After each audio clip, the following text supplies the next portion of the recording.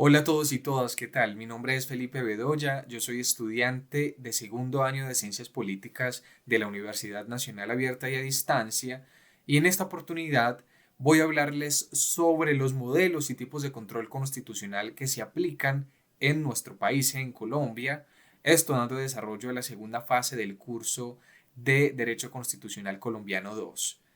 Y para empezar esta exposición, pues es importante establecer que en el ordenamiento jurídico de nuestro país, la Constitución, recordemos, tiene un estatuto de supremacía. Y esta supremacía, pues radica por dos vertientes importantes. Por un lado está su carácter formal, y con formal en derecho constitucional, pues nos referimos a que es una norma que a diferencia de las otras, está validada por todo un sistema jurídico que establece un procedimiento muy complejo para la reforma de la misma.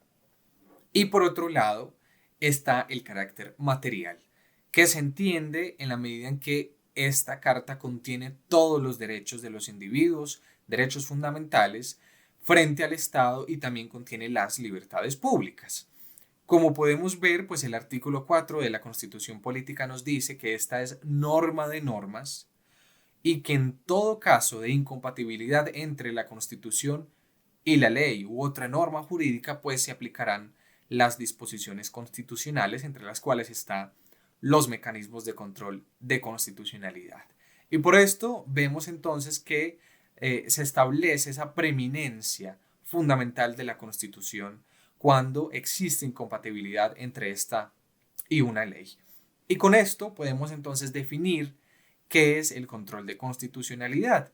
Y es un mecanismo que crea nuestra Constitución para proteger el sistema jurídico y fundamentalmente para protegerse a sí misma mediante una serie de mecanismos, de acciones, recursos o procedimientos que permiten efectuar este principio de supremacía constitucional. Esta protección busca mantener el funcionamiento del Estado, mantener en línea los parámetros de la voluntad del pueblo o de la voluntad del constituyente primario, que es en últimas la que redacta nuestra constitución, la que le da más legitimidad. Y en este sentido vamos viendo cómo la constitución es la que fundamenta todo el sistema jurídico y por lo tanto es obligatoria para todos los miembros de la comunidad política y por esto, como decía antes, las normas inferiores a ella que desconozcan todo su entramado normativo, podemos llamarlas normas inconstitucionales o viciadas de inconstitucionalidad. Y para esto tendremos que pasar por todos unos mecanismos de control de constitucionalidad. Pero como preámbulo al reconocimiento de estos mecanismos, vamos a ejemplificar cómo se da. Por ejemplo, la Constitución sabemos que consagra el derecho a la no discriminación. No discriminación ni por razones de sexo, ni de raza, ni de origen nacional, ni de religión, bueno, opinión política, en fin. Pero si existiera una norma inferior que vaya en contra de este principio y de este derecho fundamental, de entrada la podemos reconocer que es inconstitucional porque es incompatible con la supremacía de la Constitución. Y por esto es tan fundamental el reconocimiento de los mecanismos de control de constitucionalidad. Aquí en Colombia, la Corte Constitucional es la encargada principal, es la madre que vela por el cumplimiento de la Constitución y esto lo vemos consagrado en el artículo 241 que dice: a la Corte Constitucional se le confía la guarda de la integridad y la supremacía de la Constitución en los estrictos y precisos términos de este artículo. Y por esto podemos ubicar a Colombia dentro de los dos grandes modelos que se han implementado alrededor del mundo respecto a este control de constitucionalidad. Y uno de esos es el modelo concentrado y el otro el modelo difuso. El modelo concentrado es cuando se le confía a uno o a varios órganos o entes, pues el trabajo de velar por el cuidado de la Constitución. En Colombia ya vemos de entrada que la Corte Constitucional ejerce ese cuidado, pero también lo hace en conjunto con el Consejo de Estado, que tiene una responsabilidad residual y esto lo abordaremos más adelante. Y todo esto está de alguna manera basado en un modelo continental europeo. Por el otro lado, el modelo difuso es todo lo contrario. Este modelo pues lo vemos en Estados Unidos, por ejemplo, porque allá no hay una institución, algo que centralice esta responsabilidad. No hay un ente que, digamos, se encargue exclusivamente de esta tarea, pero sí lo hacen los jueces. Jueces que están ubicados dentro de los 52 estados del país y que tienen esta facultad en función del caso que aborden. Acá no hay, digamos, o no existe un mecanismo definido para este control, salvo las determinaciones que hagan los jueces allá. Por eso se llama modelo difuso, porque no hay una centralidad que dé desarrollo a esta responsabilidad. Ahora, en nuestro país, este control de constitucionalidad emplea la fusión de estos dos modelos, porque por un lado está el concentrado, que como ya dije, está encarnado en la Corte Constitucional y el Consejo de Estado, pero también está el difuso porque los jueces de la República, vía, por ejemplo, tutela, pueden hacer control constitucional y para esto es importante situarnos entonces en los modelos concretos que tenemos en nuestro país. Eh, bien, en primer lugar, tenemos el modelo por control, ¿cierto? Control por acción que se expresa de tres maneras. A través de la acción pública de inconstitucionalidad, que es eso, una acción pública que puede hacer cualquier ciudadano cuando considere que una norma viola un principio constitucional. Y acá entonces vemos que la ciudadanía tiene esa facultad y que no solamente lo hacen los organismos del Estado automáticamente, sino que también lo tiene este constituyente primario. Por otro lado está la acción pública de nulidad y esta la hace directamente el Consejo de Estado, también se hace ante esta entidad cuando los decretos que se expiden o las normas que se expiden no son de competencia de la Corte Constitucional y por eso decía anteriormente que tiene una responsabilidad residual. Y bueno, finalmente la acción de tutela, que también la mencioné anteriormente y pues corresponde a la facultad que tienen todos los jueces dentro de su accionar de revisar estas acciones de tutela que ponen los ciudadanos cuando consideran que son vulnerados los derechos fundamentales. Y ahí estamos hablando directamente, estamos incorporando el texto constitucional. Es importante tener claro que en este modelo de acción son los ciudadanos como la base central quienes recurren al órgano en cuestión y esto, digamos, es importante porque va a marcar una diferencia sustancial entre los demás modelos. Modelos en donde también está, por ejemplo, el control previo. Y acá se hace, pues como su término lo indica, porque se realiza antes de que la norma sea vinculante, es decir, de que la norma aplique para nosotros los ciudadanos.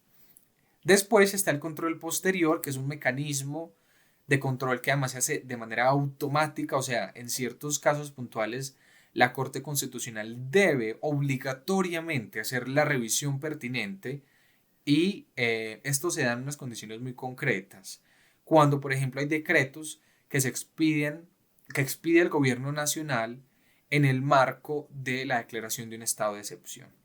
Más adelante vamos a abordar este tipo de control frente a un caso muy real, reciente además, para lograr entender con más detalle la aplicabilidad de este mecanismo de control. Y finalmente está el control por excepción, que se aplica en también determinadas situaciones cuando hay condiciones excepcionales que implican que una persona o un ente también deje de aplicar una norma. Puede ser una norma jurídica que vaya en contravía, que contradiga una norma constitucional. Esto pues con el fin de preservar esa supremacía constitucional que es clave en este momento. Ahora, para entender y, digamos, analizar la funcionalidad de estos tipos de control, voy a señalar 6 casos hipotéticos en donde pues vemos qué órganos van a realizar el control de constitucionalidad y por qué vía. Empecemos. El primer caso, recordemos que en la fase primera de este curso abordábamos un caso en donde algunos miembros del Congreso de la República pues proponían un proyecto de convocar un referendo para derogar o modificar el sistema integral de verdad, justicia, reparación y no repetición que está incorporado en la Constitución desde el 2017, esto en el marco de la implementación de los acuerdos de paz. Entonces, en este ejercicio hipotético, vamos a suponer que ese referendo logra surtir trámite legislativo en el Congreso, el presidente lo sanciona y por lo tanto queda vigente la convocatoria a este mecanismo de referendo. Y para su revisión constitucional, el mecanismo que implementaríamos sería a través de la revisión previa o control previo. Acá es importante señalar que si bien este tipo de control se hace antes de que la norma sea vinculante, o sea, antes de que la norma esté lista, se le hace el control, en este caso, la vigencia de este mecanismo se da porque las convocatorias al referendo, que además es un referendo derogatorio, deben presentar un texto al que van a someter la votación popular. Y esto está consagrado en la ley 1757 del 2015 que dice que la Corte Constitucional debe revisar previamente ese texto. Es decir, no importa que la norma esté sancionada, sino que en todo caso la Constitución tiene la facultad de revisar el texto que se va a someter a votación popular. Por esto, vía Corte Constitucional, a través del control previo, pues se revisaría el texto derogatorio que se propone, también se contempla su alcance para determinar, por lo tanto, si se sale o no del marco constitucional. Ahora, si funciona o no, si se sale de los compromisos como Estado de garantizar la implementación del proceso de paz, sería una discusión importante que se daría en torno a la decisión eventual que tome la Corte. Bien, segundo caso. Acá reconocemos que el presidente de la República, mediante decreto legislativo, con la firma de todos sus ministros, declara el estado de excepción de emergencia económica, social y ecológica para enfrentar una pandemia denominada COVID-19. Este tipo de decretos, digamos, se hacen de forma inmediata porque cuando hay condiciones inmediatas lo requieren, ¿cierto? En condiciones inmediatas que afectan gravemente la estabilidad del Estado y como hemos visto, pues desde que llegó el COVID-19 a nuestro país, el presidente ha obrado bajo esta facultad y ha expedido solamente en el año 2020 cerca de 12 decretos en el marco de la emergencia sanitaria. Ahí vemos en pantalla y podemos ubicar cuáles han sido. Para este caso, el mecanismo de control de constitucionalidad sería a través del control posterior. Recordemos que este control es automático y lo hace la Corte Constitucional bajo el estado de excepción por el cual el presidente, digamos, ha proferido todos estos decretos. Lo que antes, digamos, se denominaba estado de sitio y como señalaba, pues se hace luego de que se expide este decreto porque la naturaleza de los hechos no permiten espera, digamos, se da bajo condiciones inminentes que requieren de medidas para solventar, para atender de manera directa el caso pues que ha afectado a Colombia, y bueno, no solamente a Colombia, sino al resto del mundo como lo es el COVID-19. Y en este momento de control posterior, lo que hace la Corte es revisar que estos decretos cumplan con unos principios sujetos al imperio de la Constitución. Y digamos, en este examen de constitucionalidad que se hace, pues lo que se logra es evaluar, es verificar la relación entre causalidad y conexidad que determinó el estado de excepción y, una cosa muy importante, considerar el principio de proporcionalidad de las medidas con referencia pues a la gravedad de los hechos. Eso es clave para acercarnos a cuál es el trámite en el control de constitucionalidad bajo el control posterior. Bien, el caso 3 nos dice que el Congreso de la República expide una ley ordinaria por medio de la cual unifica el Código Civil y el Código de Comercio y crea nuevas disposiciones. Para este caso reconocemos de entrada que en la medida en que se expide la ley con estas nuevas disposiciones, el mecanismo de control sería a través del control previo. Fundamentalmente porque en medio del proceso sancionatorio de la ley, es decir, cuando se da la ratificación de esa ley a manos del presidente, él mismo puede objetarla. es decir, rechazarla, y puede objetarla por inconveniencia o por inconstitucionalidad. Cuando la objeta por inconveniencia, sea digamos por razones políticas, económicas o sociales, pero cuando la objeta por inconstitucionalidad, que es lo que nos interesa saber, pasa directamente a la Corte Constitucional, quien va a decidir definitivamente sobre la exequibilidad de la ley. Como un dato importante, hay que decir que si se declara totalmente inexequible por inconstitucionalidad, se archiva, no da más. Pero si la Corte la declara parcialmente inexequible, se lo va a indicar a la Cámara de Representantes en donde tuvo su origen para que rehaga o para que integre las disposiciones que afectan en términos, digamos, concordantes con lo que dicta la norma. Eso por el caso 3. Por el caso 4, el Ministerio de Salud expide una resolución que fija los parámetros para aplicar el derecho a morir con dignidad, cuidados paliativos y eutanasia por parte de las EPS e IPS. Acá, digamos, se ve muy claramente que si, digamos, esta resolución tiene algún vicio en trámite que sea considerado inconstitucional, pues cualquier ciudadano, a través de la acción pública de inconstitucionalidad, pues puede recurrir a demandarla. ¿A qué órgano? Pues ante la Corte Constitucional y ella va a revisar esta decisión. Con temas complejos como la eutanasia en Colombia, digamos, la Corte ha tenido varios pronunciamientos, hay precedentes jurídicos formales muy recientes. Sin embargo, digamos, cuando hay resoluciones de este tipo que son de actos administrativos, pueden ocurrir errores en en términos materiales, es decir, en lo relacionado al fondo de la resolución, a lo que trata, de lo que se ocupa la resolución. Y también pueden haber errores formales, o sea, del procedimiento de la expedición, que pueden ser inconstitucionales.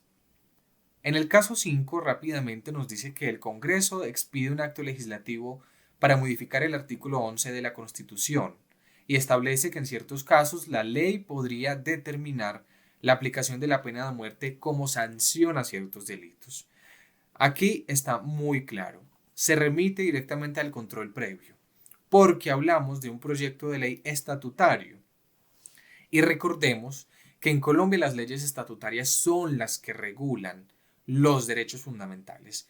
Y en el caso, pues podemos hablar directamente del derecho a la vida, un derecho que se consagra en este artículo, del cual es objeto de modificación y que por tanto debe pasar por ese control previo a través de la Corte. La Corte se encarga de esto.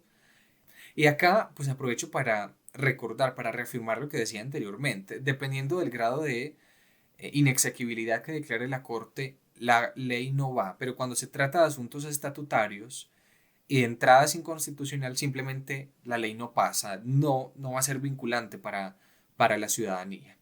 Y por último, el caso 6 nos dice que el reglamento estudiantil de un colegio privado prohíbe el uso de manillas y tintes de cabello. Andrés es un estudiante que pertenece a una cultura urbana que usa manillas y se tintura el cabello. Va a ser sancionado con suspensión de la matrícula por parte de la Coordinación de Disciplina. Bien, acá recordemos que uno de los mecanismos, además más novedosos, del control de constitucionalidad es la acción de tutela, mecanismo que para este caso es completamente viable y aplicable. Es uno de los mecanismos procesales constitucionales más innovadores de la Constitución del 91, porque permite eso, buscar una solución a un asunto que implica la transgresión o la amenaza de un derecho fundamental. Y en este caso, pues podríamos interpretar que el derecho que se vulnera sería el derecho al libre desarrollo de la personalidad o también el derecho a no ser discriminado. Y acá entonces recordemos que un juez de la República se encargaría de decidir sobre este caso. También la Corte tiene precedentes importantes sobre el tema que es importante mencionar, por ejemplo a través de la sentencia T-789 del 2013 del magistrado Luis Guillermo Guerrero López y y ahí establece, como vemos en pantalla, que la autonomía de los colegios para adoptar sus manuales de convivencia está limitada por la Constitución en cuanto consagra el derecho al libre desarrollo de la personalidad. Este derecho se manifiesta en la libre elección de cada persona en relación con su apariencia física y solo admite restricciones que se ajustan a los principios de proporcionalidad y razonabilidad. El resultado de esta sentencia es precisamente luego de la interposición de una acción de tutela frente a un caso completamente similar al que nos plantea este caso 6. Bien, y para cerrar, ya sabemos entonces que el sistema de control de constitucionalidad colombiano nos da cuenta, nos muestra el régimen jurisdiccional constitucional que tenemos en nuestro país, con lo que contamos de una manera muy activa desde 1991 que se expide esta última constitución, un sistema que corresponde a un proceso de ingenio nacional, un proceso de ingenio histórico nacional, que es muy importante para la configuración de este sistema mixto que existe como lo conocemos hoy y que con el tiempo ha logrado, digamos, mantenerse, madurar.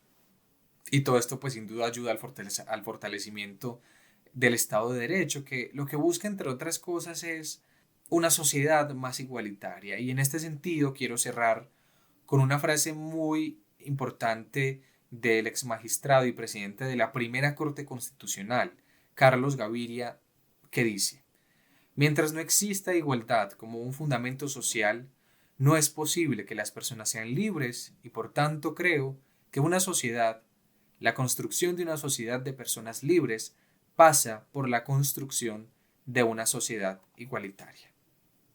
De esta manera me despido, gracias a todos y todas por llegar hasta acá y nos vemos en la próxima. Hasta luego.